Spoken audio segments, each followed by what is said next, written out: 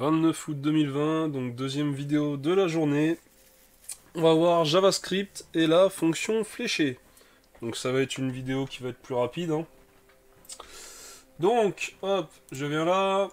Donc dans ma page HTML ici, j'ai un script app.js, donc avec l'attribut defer ici. Au niveau de mon corps de la page, j'ai juste un titre H1 et un bouton type button.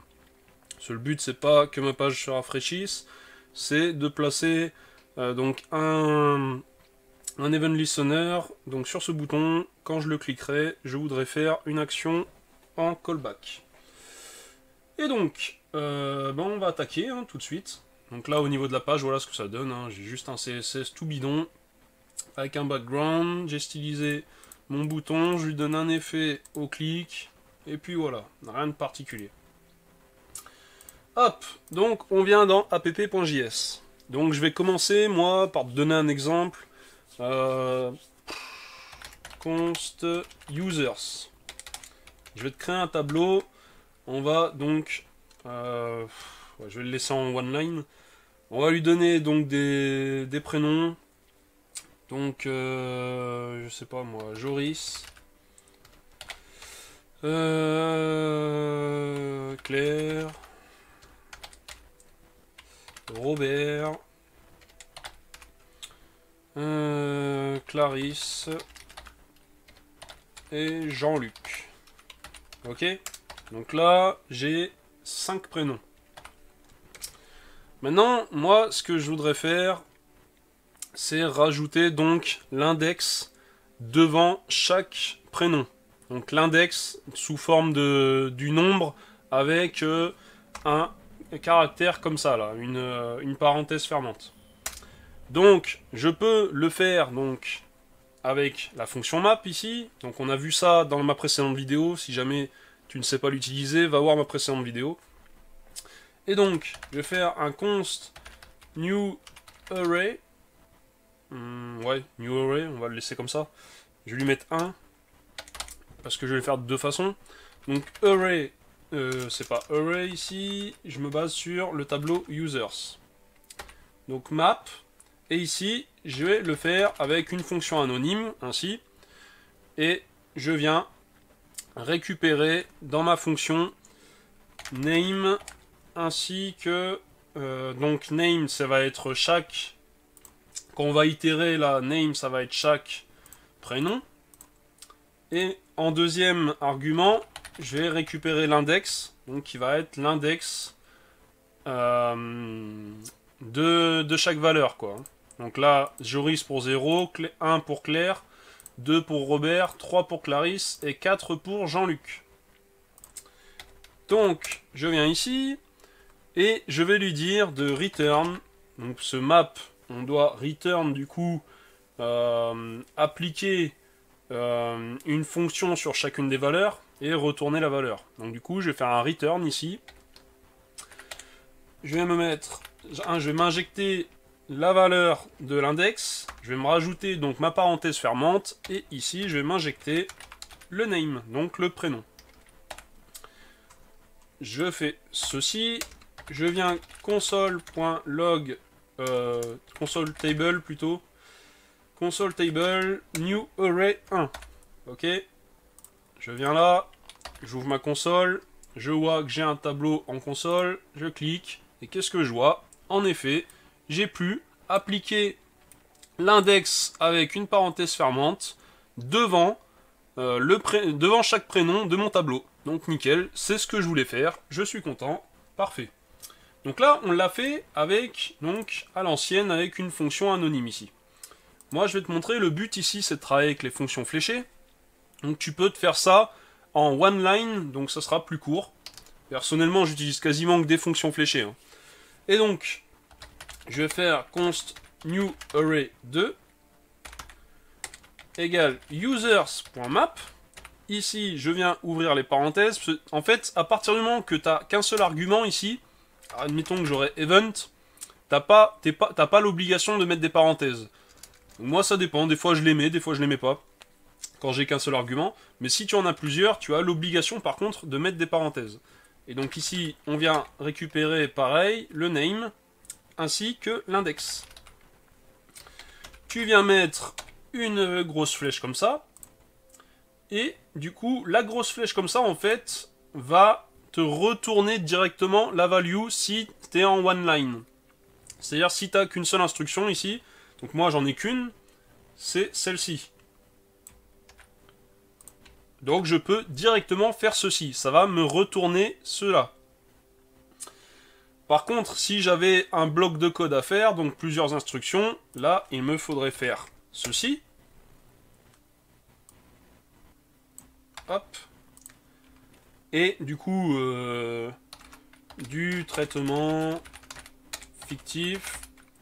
Et là, je ferai un return ainsi. Je suis obligé, du coup, si j'ai pas mal d'instructions à faire dans mon bloc de code, du coup, ce que je fais, enfin, du coup, je crée un bloc, je fais mon traitement fictif et je suis obligé de mettre le mot-clé return ici. Hein. Sauf que là, c'est pas le cas, j'ai juste ça à faire, renvoyer ma string avec l'index injecté devant et une parenthèse. Donc là, je fais ça. Je viens faire mon console.table new array 2 cette fois-ci. Je viens ici et bim, tu as exactement le même résultat. Exactement pareil, sauf que du coup ici, je suis en one line et là, j'ai 3 lignes. Tu pourrais... Bah après, c'est dégueulasse de faire ça, par contre. Là, tu pourrais être en one line en faisant ça. Hop, tu viens là. T'as exactement pareil. Par contre, ça devient du code dégueulasse. On ne fait pas ça, c'est pas lisible. Donc du coup, on resterait comme ceci. Donc voilà, tu vois que déjà, pour des choses comme ça, bah, la fonction fléchée est bien sympa. Mais la fonction fléchée, donc, certes, son rôle... L'un de ses rôles, c'était de réduire la quantité de code écrit, mais c'est pas tout. Elle a surtout des bien meilleures, des utilités bien meilleures. On va le voir ci-dessous. Donc là, je vais log, à la rigueur, je vais tout me log là. Enfin, je vais tout me commenter, autant pour moi. Et ce que je vais faire, je vais me créer une petite classe. Une classe user. Hop, qu'est-ce que je fais ? Tac. Donc une classe user avec un constructeur, et je vais lui passer un objet ici. Donc j'aurai une propriété name, une propriété age. Tac. Je vais faire 10.name égale name et 10.age égale age. Ok. Ensuite, je vais me faire une fonction init. Enfin, une méthode init, attention, là on parle, vu que je suis dans une classe, c'est une méthode. Et donc, la méthode init, qu'est-ce que je vais faire? Déjà, premièrement, je vais me faire un console log de 10, ok? Et je vais arrêter ça ici. Donc là, je vais venir instancier donc, un nouvel objet de cette classe. Donc je vais faire const user égale new user. Et dans mon constructeur, j'ai dit que je lui passe un objet qui contient deux propriétés, donc qui sont name, et donc là, le name de l'user, ça sera Sophia. Hop, Sophia. Et son âge, on va lui dire qu'elle a un âge, elle démarre à, je sais pas moi, 21 ans. Donc Sophia a 21 ans, ok? Et là, on va se faire un petit truc sympathique, c'est qu'on va lui incrémenter son âge à Sophia. Mais tout d'abord, ce que je vais faire ici, je vais faire user, et je vais faire appel à sa méthode init. Donc théoriquement, en console, on devrait avoir un log de 10. Et on va voir à quoi correspond 10 ici. 10 correspond à notre objet user qu'on vient de créer, donc Sophia, qui a 21 ans, ok? Ce que je vais pouvoir faire maintenant, c'est dans ma méthode init ici, me rajouter une écoute d'événements. Donc je vais faire document.body.querySelector. Je vais récupérer mon bouton. Je vais lui rajouter une écoute sur le type click. Et en callback, je vais me faire une fonction anonyme ici, comme on a pu faire ici. Hop. Et je vais faire un console log de 10 ici. Donc déjà, tu vas voir que il y a potentiellement des conflits, enfin des effets de bord qui peuvent se produire. Parce que tu vois, 10 ici et 10 là. Si je viens dans ma console, donc on voit que quand je lance la page, j'ai mon console log de 10 ici dans la méthode init, le premier, qui fait référence à mon objet user. Si maintenant je viens cliquer sur incrémente l'âge de Sophia, je viens cliquer dessus, hop, qu'est-ce que tu obtiens comme 10 ici? Tu fais plus référence à l'objet user, mais tu fais référence au bouton. Parce que ça, c'est via la fonction anonyme, la fonction. Du coup, 10 dans ce contexte, il fait référence à notre bouton ici. Donc il fait référence à la current target. Donc maintenant, si tu veux, il y a plusieurs façons de procéder, avec bind et compagnie. Mais là, on fait vraiment référence à la fonction fléchée. Donc maintenant, ce que je vais faire, je vais me commenter ça.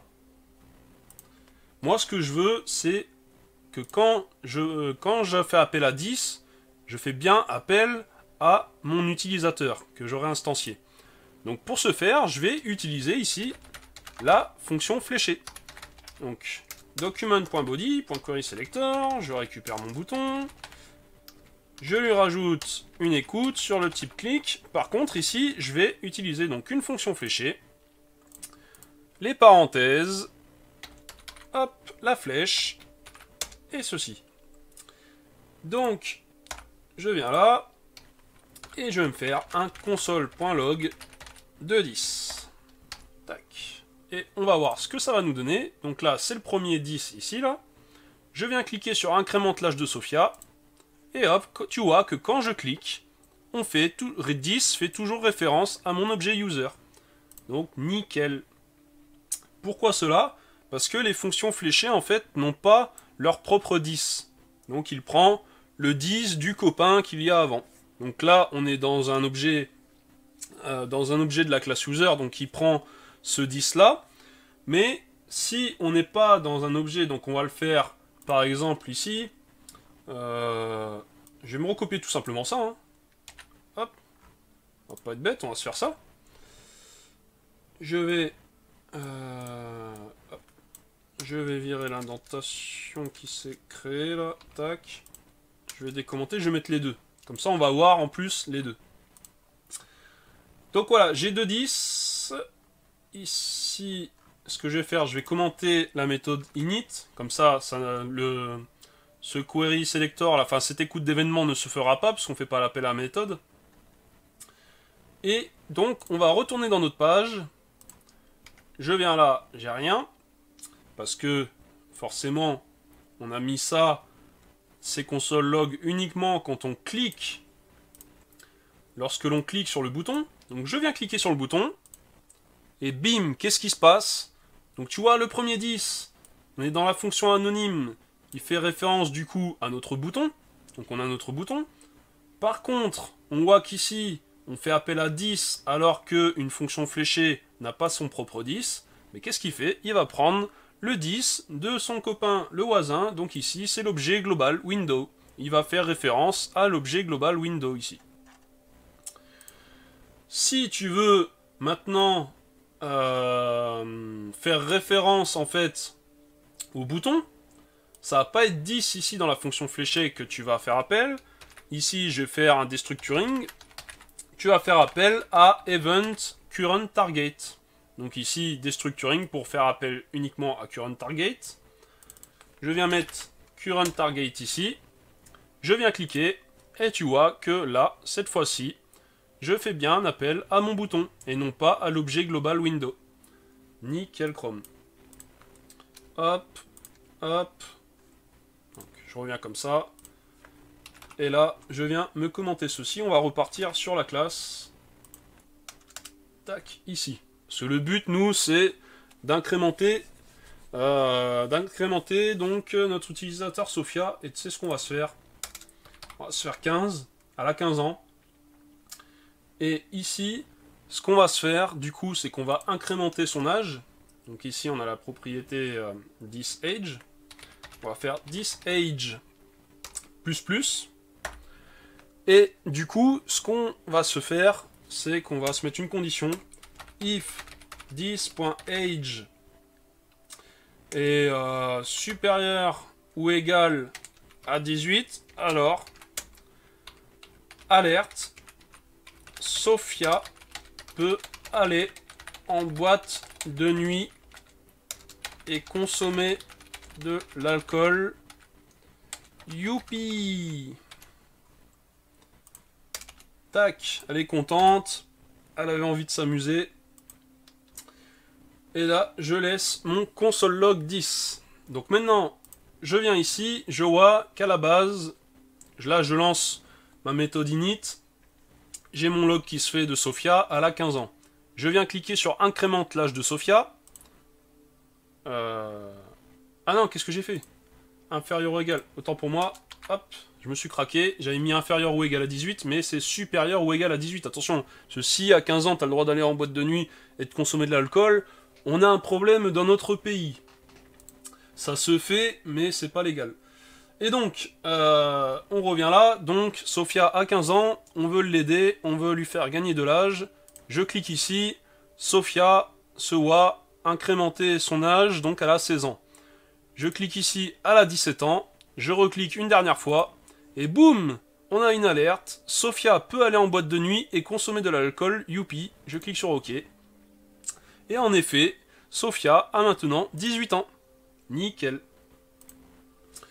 Donc c'était pour voilà, te montrer qu'en gros, la fonction fléchée, ici c'est bien pratique parce que on fait référence, donc du coup dans notre classe, dans nos méthodes, on fait toujours référence à notre objet.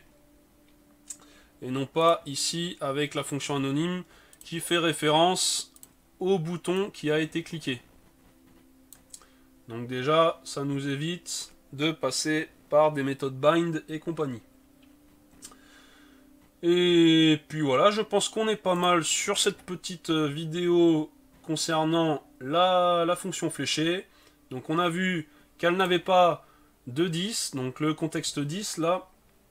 La fonction fléchée, elle n'en a pas. Donc si tu veux avoir un équivalent, tu fais appel à event.currentTarget ou via le destructuring ici à currentTarget directement. Tu as vu ici que ça te réduit... Hop, je vais faire ça. Tu as vu que ça te réduit du coup ton code. Au lieu de passer sur 3 lignes ici pour ta variable, tu as uniquement une ligne. Donc c'est pratique. Si tu as plusieurs instructions, bien sûr, tu ouvres un bloc et tu n'oublies pas le mot-clé return par contre. Cela, le return se fait implicitement là, ici. Et puis voilà, on est pas mal. Après, à toi de travailler, bien sûr, de mettre tout ça en œuvre. Moi, je te fais une petite vidéo assez courte, ça fait 18 minutes quand même. Je fais pas mal de blabla. Mais voilà, c'était histoire de t'initier à l'utilisation de la fonction fléchée. Donc maintenant, je crois que je vais arrêter les vidéos, en tout cas sur JavaScript, pour un petit temps, histoire de me remettre à bosser un petit peu de mon côté. Mais voilà, je reviendrai bientôt avec des nouvelles vidéos dont je ne connais pas encore les sujets. Peut-être des tutoriels plutôt que des cours là. Enfin, plutôt que des pseudo-cours. Je pense que je repartirai sur des tutoriels un petit peu originaux comme j'ai pu faire auparavant. Voilà, tchuss!